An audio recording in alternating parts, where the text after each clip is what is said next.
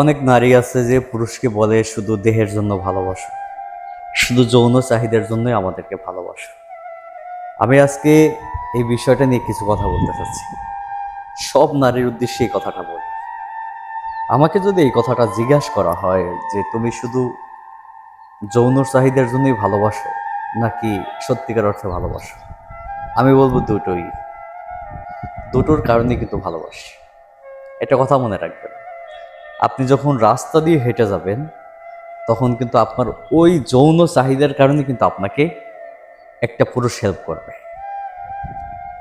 কথাগুলো খারাপ লাগলেও কিন্তু কথাগুলো আপনি শুনবেন, তারপর কথাগুলো মন্তব্য করবেন। এবং আপনি আমি যে দুনিয়াতে আসছি সেটাও কিন্তু একটা পুরুষের যৌন চাহিদার জন্য। একটা কথা মনে রাখবেন, পুরুষের যৌন চাহিদা আছে বলেই কিন্তু আসলে নারীদের সম্মান করা হয়, নারীদেরকে রেসপেক্ট করা হয়। পুরুষের যৌন চাহিদা আছে বলেই কিন্তু সারাদিন রৌদ্রে পরিশ্রম করে নারীর কাছে উপার্জনের টাকাটা তুলে দেয়। এটাই সত্য কথা। পুরুষের যৌন চাহিদা আছে বলেই কিন্তু নারীকে অফুরন্ত ভালোবাসে। পুরুষের যৌন চাহিদা আছে বলেই কিন্তু নিজের 500 টাকার শার্ট কিনেও নারীকে 5,000 টাকার শাড়ি কিনে দেয়। এটাই সত্য কথা। আপনি কোন দিক থেকে অস্বীকার করবেন? আপনি যে ডাকটা শুনতেছেন, এটাও কিন্তু একটা পুরুষের যৌন চাহিদার কারণ। পুরুষের যদি যৌন চাহিদা না থাকে, সেক্ষেত্রে আপনি মা ডাকটা শুনতে কখনোই পারবেন না। এমনকি শুধু পুরুষকেই আপনি দোষারোপ করতেছেন। একজন প্রবাসী ভাই যখন বিদেশে চলে যায়, তখন তার যে স্ত্রী দেশে থাকে, সে যৌন চাহিদার কারণেই তার স্বামীকে রেখে অন্য পরপুরুষের সাথে গিয়ে সংসার বাঁধে। সবই যৌন চাহিদার কারণে। আপনি কোন দিক থেকে অস্বীকার করবেন?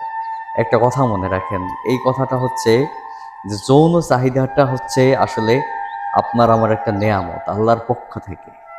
এটাকে আপনি অস্বীকার করতে পারবেন না। তবে হ্যাঁ, সেটা হালালভাবে হলেই যথেষ্ট, তাই না? হালাল হলে আরো ভালো হয়, এটাই তো আল্লাহ একটা নির্দেশন দিয়েছে, তাই না? তবে ওই যে কথা আছেন না, যে এখন হাজবেন্ড যদি ওয়াইফকে জিজ্ঞেস করে তুমি শুধু আমার দেহের জন্যই তুমি আমার ভালোবাসো, তাহলে কথাটা কেমন হয়ে গেল না?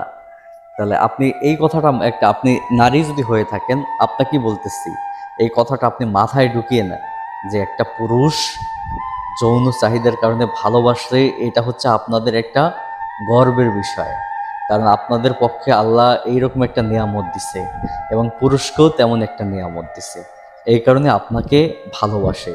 এই কারণে অচেনা একটা মানুষকে দিয়ে সারা জীবনটা কাটিয়ে দেয়। হ্যাঁ, যাকে চিনতাম না জানতাম না তাকে নিয়েও সারা জীবনটা কাটিয়ে দেয়। এটাই হচ্ছে পুরুষ। শুধু একটা কারণ, সেটা ওই যৌন চাহিদার কারণে। তবে হ্যাঁ, সবশেষে একটা কথাই বলবো, ভালোবাসাটা শুধু যৌন চাহিদার কারণে এমনটা না। ভালোবাসাটা হচ্ছে একে অপরের মনের সাথে মিল থাকতে হবে। মনের সাথে যখন মিল হবে তখনই সেখানে যৌন চাহিদা বলেন, যেখানে যেখানে সমস্ত সুখ বলেন, সব কিছু আপনি পেয়ে যাবেন। যদি ভালোবাসা না থাকে, ভিতরে যদি দুইজনের মিল না থাকে, সেখানে কখনোই সংসার করা সম্ভব না। সেখানে সারা জীবন একসাথে থাকা কোনোদিনও সম্ভব না।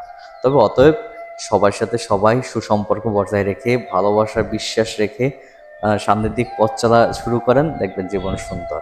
এটাই বাস্তবতা।